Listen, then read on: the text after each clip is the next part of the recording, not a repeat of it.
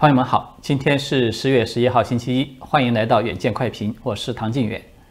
昨天呢是中华民国建国110周年的国庆日双十节，所以呢首先要祝各位台湾的朋友们节日快乐。今年的双十节呢它是比较特殊的，这个呢不仅仅是表现在台湾有举行了隆重的庆祝活动，更是因为中华民国总统蔡英文他又发表了措辞比较罕见的讲话。那么这个讲话，它实际上呢是对中共的总书记习近平在前一天，也就是10月9号发表的讲话，进行了一次针对性非常强的一个回应。可以说，这是蔡习两人之间呢第一轮隔空的交火。那么很快呢，中共的国台办又针对着蔡英文的讲话发表了火药味儿十足，其实同时也可以说是这种文革大字报的味道十足的讲话。然后呢，台湾一方的陆委会也立即的针对性的给予了回击。所以呢，今年的双十节它等于是在两岸进行了这种烈度相当高的两轮隔空交火的背景之下，迎来的这么一个特殊的节日。那么今天呢，我们就来聊一聊这个最重要的事件了，就是讨论一下这一次的蔡习对决，它究竟会对未来的台海局势带来一个什么样的影响？那么首先呢，我们必须要说明一点，就是蔡英文的双十节的讲话中呢，它是首次公开的出现了海峡两岸是两个国家的这种论述。而如此强硬的表态呢，它有一个非常重要的背景，就是在头一天，习近平呢在纪念辛亥革命110周年的公开讲话。所以呢，我们要先来讨论一下习近平的这个讲话。那么习近平这个讲话呢，他刚刚出来的时候呢，也是备受国际社会的关注的。原因其实只有一个，就是呢，他罕见的没有重复此前必定要提到的说不放弃对台湾实行武统的这个样的表述。那么在10月9号呢，习近平他是有出席了在北京举行的这个纪念辛亥革命110周年的大会，并且发表了这个讲话。他这个讲话很长，我们在这里呢没有必要，也没有不可能去复述他的那些党八股的这些文字了，所以呢，只是择其要点和大家来进行讨论一下。那么在我看来呢，习近平的讲话它主要就是两大目的，一个呢，他是想方设法的把孙中山与中共从这个江泽民时代起就公开提出来的那个所谓的中华民族伟大复兴要给挂上钩。他用的是一种混淆概念和偷梁换柱的手法，来为中共当前的统治以及他以后的严酷政策要寻找一些合法性的。那么另外一大目的呢，就是大家都关注的台海了。习近平呢就借此机会在口头上呢，他又收敛了一下这个武力入侵的锋芒，稍稍的是降低了一点温度。但是呢，这种收敛的背后呢，它并不一定就意味着台海局势的缓和。实际上它很有可能还意味着在未来台海局势会更加的紧张，更加的恶化。那么为什么这么说呢？我们稍后再来和大家说明理由。我们先来说一说习近平他是如何盗取孙中山以及辛亥革命的遗产，来为自己增添合法性的。那么习近平的讲话呢，他一上来就把孙中山和辛亥革命是定义为这是中华民族伟大复兴的先行者以及开端了。当然，这个提法本身呢，似乎听上去没有什么问题，但是接下来这个问题就大了，就是习近平他在讲话中呢，用了很多的篇幅来论述一个核心的理论，就是中共才是孙中山伟大革命路线的继承人，也只有中共才能够完成所谓的民族复兴的这个使命。那么我们看到在这里呢，习近平他就遇到了一个无法自圆其说的一个巨大的逻辑的矛盾，就是他一方面呢极力的肯定孙中山先生是多么的伟大另一方面他又拒绝承认孙中山一手创建的中华民国的合法性，他连提都不提。而在这个巨大矛盾的背后呢，我们都知道，它是中华民国在已经赢得了抗日战争，实现了完全的民族独立，并且成为联合国的常任理事国，赢得了一个大国地位的情况之下是中共发动了内战，依靠这个境外的势力，就是苏联的资助，占领了大陆，迫使中华民国政府迁移到了台湾这样一个事实，对吧？也就是说呢，中共才是中华民国最大的破坏者，是孙中山实现他的民族复兴梦想的最大的破坏者。如果没有中共的破坏，那么中国至少可以提前几十年就进入到发达国家的行列了。那么习近平讲话的第二大问题呢，就是在于他明目张胆的偷换概念，这个手法呢可以说是很大胆，但是呢也很蹩脚。他在讲话中呢就有引述孙中山说过的，就是统一是中国全体国民的希望这句话。然后呢，他就加以发挥，说这个统一呢，就是中华民族历史演进的大势所决定的。正像孙中山先生所说的，世界潮流浩浩荡荡，顺之则昌，逆之则亡。那么这就带来一个问题了，我们都知道啊，孙中山当初他说的世界潮流这句名言呢，他是在1916年的9月15号说的。他当时去了浙江的海宁盐官，去观看了这个钱塘江大潮以后，他有感而发，才说了这么一句话。当时啊，还有蒋介石等人在陪同他。他说的世界潮流了，他其实指的是民主政治，当然也包括他自己主张的那个三民主义了。这一点呢，就连大陆的那个新东方在线，大家都很熟悉了。这个线上教育平台，它的题库中都有这么一道题。他问的就是说，孙中山所说的这个世界潮流是指的什么？而这个标准答案呢，就是政治民主化这么5个字。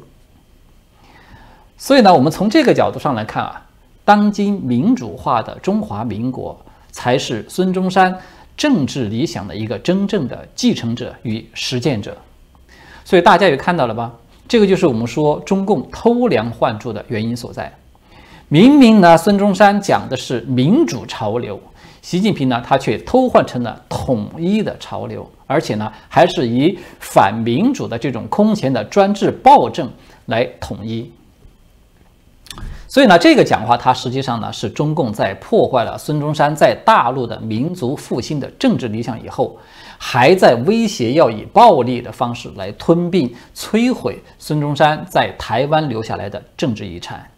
但是表面上呢，他又非常高调的打着肯定孙中山、纪念孙中山的这样一个名义。所以为什么我们说啊，中共它其实是一个好话说尽、坏事做绝的这么一个东西？这里可以说就是一个典型的例子。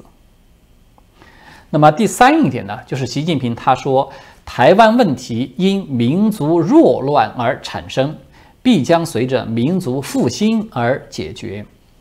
这个呢，他是为了彰显自己吞并台湾而强行的贴上一个合法性的又一个巨大的谎言。为什么这么说呢？台湾的分裂问题，大家想想，它是因为民族的弱乱而产生的吗？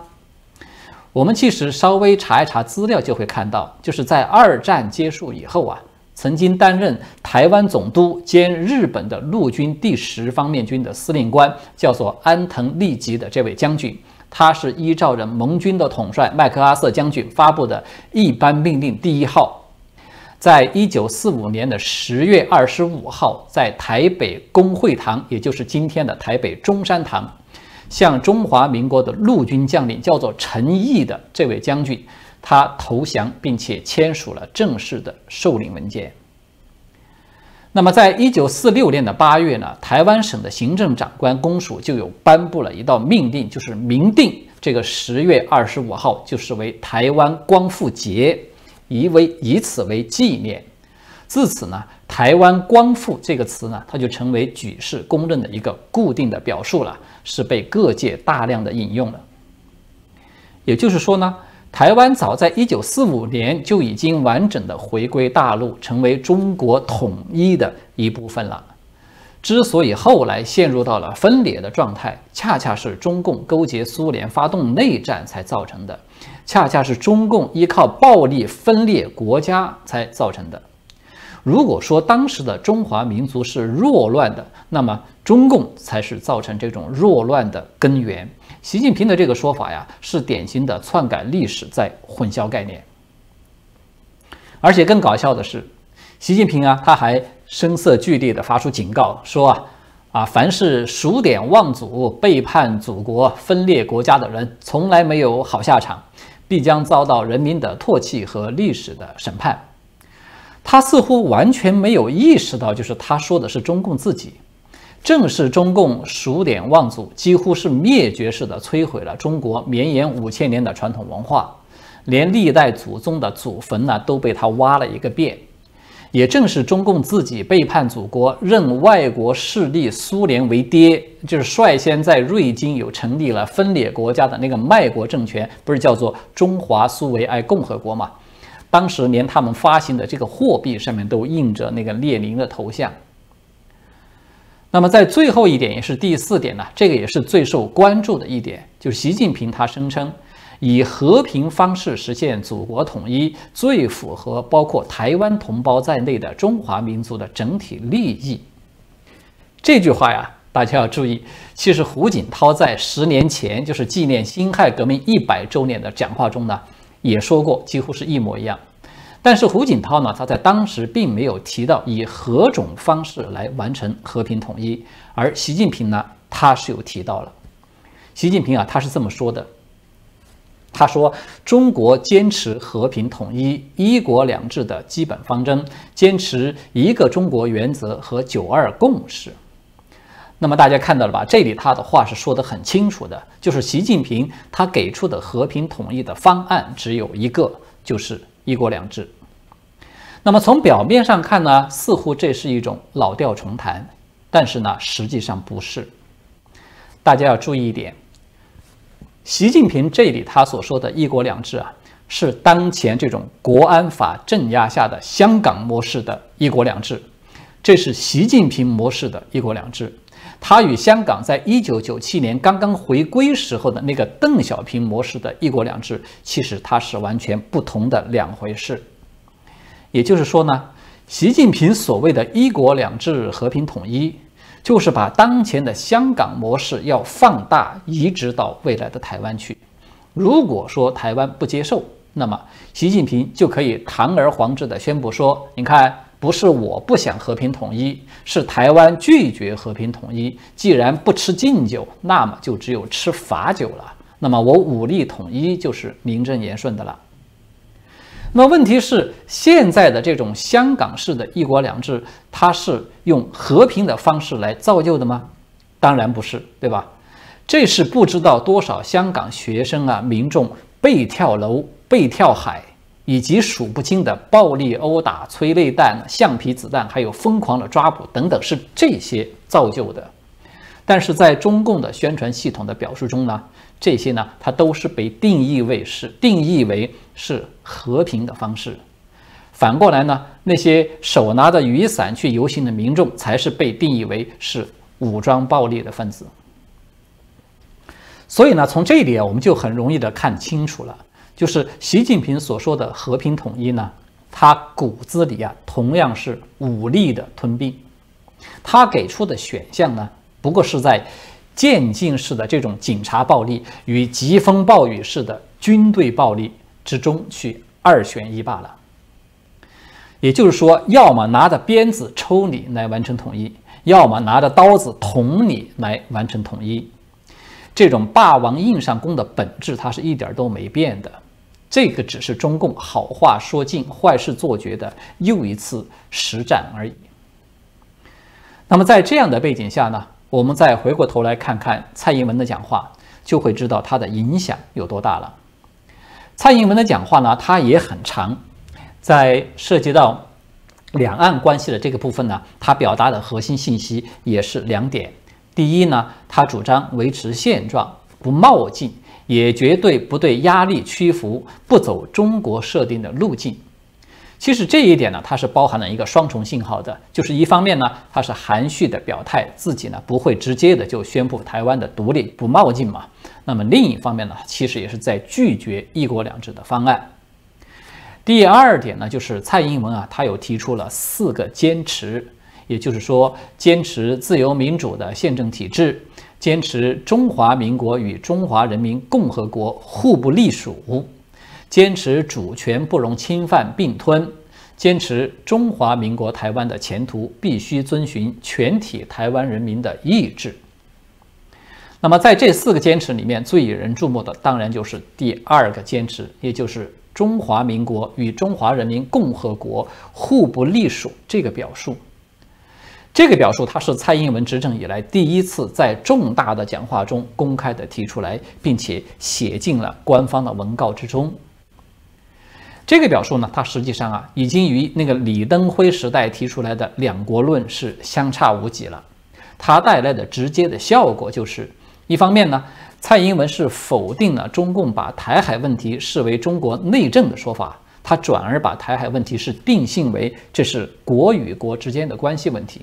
另一方面呢，他也是顺带的把中共与中华民国做了一个切割。这个意思呢，就是如同总统府的发言人叫做张纯涵的他所说的那样，说在110年前辛亥革命所奠定的是民主共和，而不是威权专制，而今天真正的是在台湾实现的。此外呢，蔡英文的讲话呢，它还有一个非常突出的特点，就是他反复的强调了台湾在印太地区和平稳定中的这种核心关键的作用。他强调要与价值观相同的国家构建一个牢固的朋友关系等等。这样的表述呢，它实际上是在逐步的淡化台海问题，它只是中台双方或者说是中美台3方问题的这么一个小圈子的性质。什么意思呢？就是他尽量的把台海问题放置到了一个更大的空间范围之内，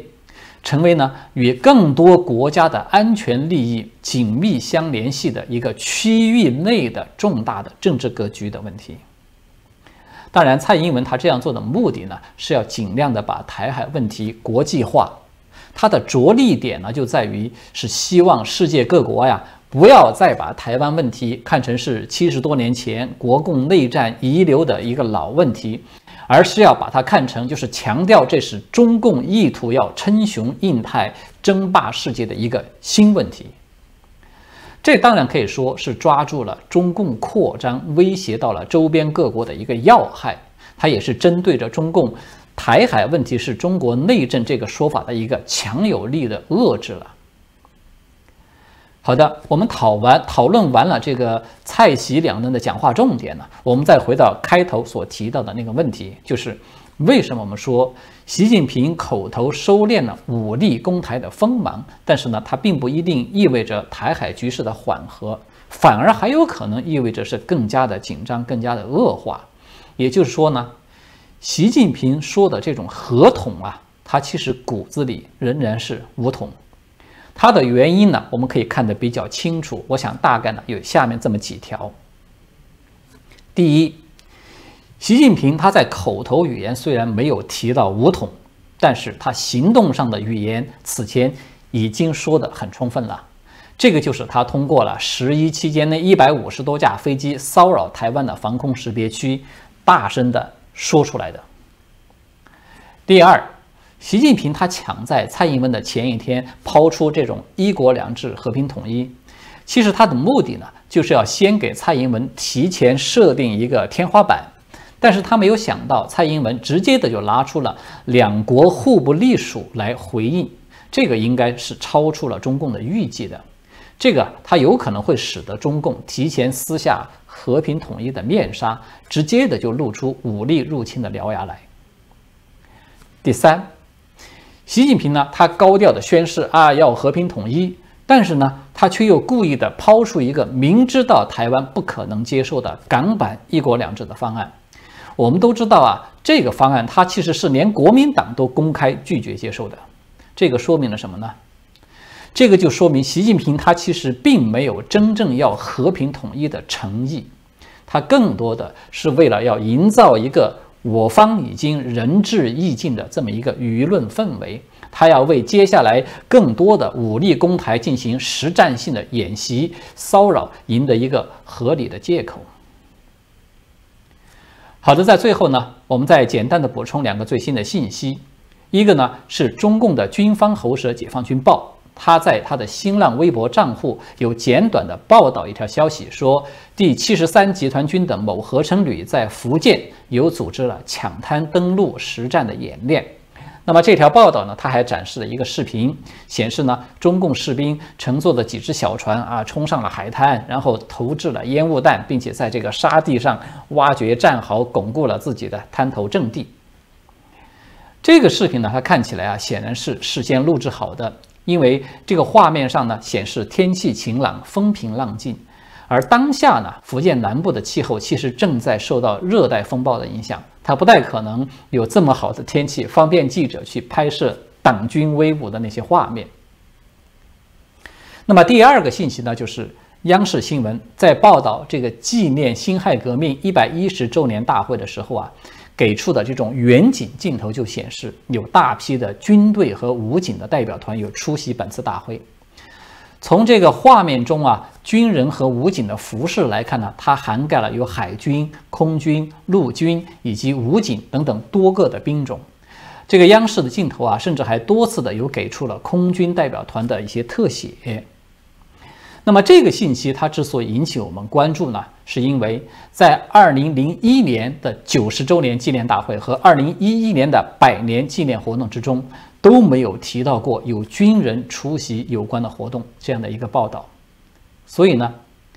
习近平他嘴上说不说这个武统他其实没有那么重要，他很有可能正在从过去的多说少做向现在的少说多做这个方向在转变了。好的，今天呢我们就聊到这里了，谢谢各位的观看，我们下次再见。